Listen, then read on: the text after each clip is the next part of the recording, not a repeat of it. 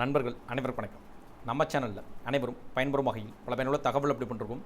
இந்த வீடியோவில் 3/5/2026 2026ஆம் ஆண்டு மே மாதம் 3ஆம் தேதி சற்று முன் ஓய்வூதியர்கள் வங்கி சலுகை திடீர் மாற்றம் முக்கிய அறிவிப்பு. என்ன வகையான அறிவிப்புகள் வெளியிடப்பட்டுள்ளது, இதன் மூலமாக எந்தெந்த பென்ஷனர்கள் எந்தெந்த ஓய்வூதியதாரர்களுக்கு என்ன வகையான வங்கி சலுகைகள் அதிரடி மாற்றங்கள் கொண்டு வரப்படுகிறது, இதன் மூலமாக கூடுதல் நன்மைகளை பெற முடியுமா, என்ன வகையான சலுகைகள் வழங்கப்படும், புதிய விதிமுறைகள் என்ன என்பது பற்றி முழு விவரங்களும் தெரிய பார்க்கலாம். வீடியோக்குள்ளே போகிற முன்னாடி நம்ம சேனலை சப்ஸ்கிரைப் பண்ணுவாங்க, சப்ஸ்கிரைப் பண்ணுங்கள். சப்ஸ்கிரைப் பண்ணவங்க பக்கத்தில் இருக்க பெல் பட்டனை ப்ரெஸ் பண்ணுங்கள். அப்போ தான் நம்ம அடுத்தபடி கூட எல்லா வீடியோ டேரெக்டாக கிடைக்கும். தேசிய ஓய்வூதிய திட்டத்தின் கீழ் வரும் ஓய்வூதியதாரர்கள் மற்றும் குடும்ப ஓய்வூதியதாரர்களுக்கு நிலையான மருத்துவப்படியை வழங்கும் முறையை அரசாங்கம் தற்போது சீரமைத்துள்ளது. இது தொடர்பாக நிதியமைச்சகம் சமீபத்தில் ஒரு குறிப்பாணையை வெளியிட்டுள்ளது. ஏப்ரல் 16, 2026ஆம் தேதி வெளியிடப்பட்ட நிதியமைச்சகத்தின் இந்த அலுவலக குறிப்பாணையின்படி தகுதி உள்ள என்பிஎஸ் ஓய்வூதியதாரர்கள் ரசீதுகளை சமர்ப்பிக்காமலேயே தங்களது மருத்துவப்படியை நேரடியாக தங்களது வங்கிக் கணக்கில் பெறுவார்கள். ஓய்வூதியம் வழங்கும் வங்கிகள் தங்களின் மத்திய ஓய்வூதிய செயலாக்க மையங்கள் வழியாக இந்த படியை வழங்கும் என்றும் அந்த குறிப்பாணை தெளிவுபடுத்தியுள்ளது. தகுதி உள்ள என்பிஎஸ் ஓய்வூதியதாரர்கள் மற்றும் குடும்ப ஓய்வூதியதாரர்களுக்கான எஃப்எம்ஏ கொடுப்பனவு ஓய்வூதியம் வழங்கும் வங்கிகளால் தங்களின் மத்திய ஓய்வூதிய செயலாக்க மையங்கள் மூலம் வழங்கப்படும் என்றும் நிதியமைச்சகம் அலுவலக குறிப்பாணையில் தெரிவிக்கப்பட்டுள்ளது.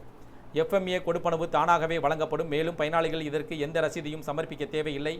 எஃப்எம்ஏ கொடுப்பனவுக்கான சிபிஏஓ வழங்கிய சிறப்பு முத்திரை அதிகாரத்தில் குறிப்பிடப்பட்டுள்ள அறிவுறுத்தல்களையும் இது தொடர்பாக அரசாங்கத்தால் வெளியிடப்பட்ட வேறு எந்த உத்தரவுகளையும் சிபிபிசி கண்டிப்பாக பின்பற்றும் என்றும் குறிப்பாணையில் கூறப்பட்டுள்ளது. அதாவது ஓய்வூதியதாரர்கள் இனி ஒரு சிக்கலான கோரிக்கை செயல்முறையை பின்பற்ற தேவையில்லை.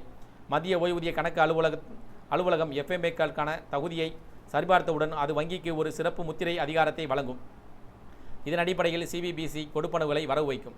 அங்கீகரிக்கப்பட்ட வங்கிகள் சிபிபிசி சிபிஏஓ இடமிருந்து எஃப்எம்ஏ கொடுப்பனவுகளை சிறப்பு முத்திரை அதிகாரத்தை பெற்ற பிறகு இந்த பயனாளர்களுக்கு டிஓபி அண்ட் பிடபிள்யூ அவ்வப்போது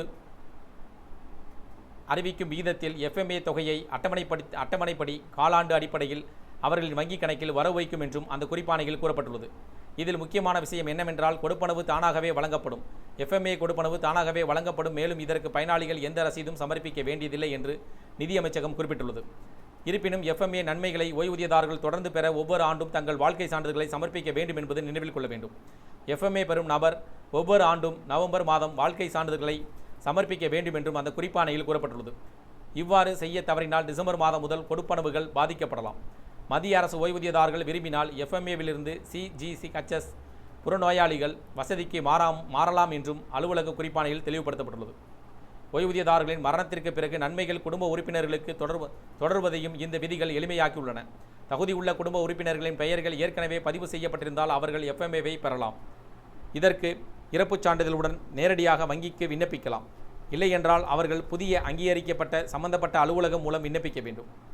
இந்த தகவல்கள் பற்றி, அறிவிப்புகள் பற்றி, உத்தரவுகள் பற்றி உங்களுடைய கருத்துக்கள் வேறும் இது சார்ந்த கூடுதல் விவரங்கள் கமெண்ட் செக்ஷன் பதிவு வந்து பிடிச்சிருந்தால் லைக் பண்ணுங்கள். முடிந்தவரை இந்த வீடியோ உங்களுடைய நண்பர்கள் உறவினர்கள் அனைவருக்கும் ஷேர் பண்ணுங்கள், ஃபாலோ பண்ணுங்கள். மறக்காம நம்ம சேனலை சப்ஸ்கிரைப் பண்ணுங்கள். சப்ஸ்கிரைப் பண்ணுங்க, பக்கத்தில் இருக்க பெல் பட்டனை ப்ரெஸ் பண்ணுங்கள். அப்போ தான் நம்ம அடுத்த அப்படி கூட எல்லா வீடியோ டேரெக்டாக கிடைக்கும். தேங்க்யூ ஃபார் வாட்சிங்.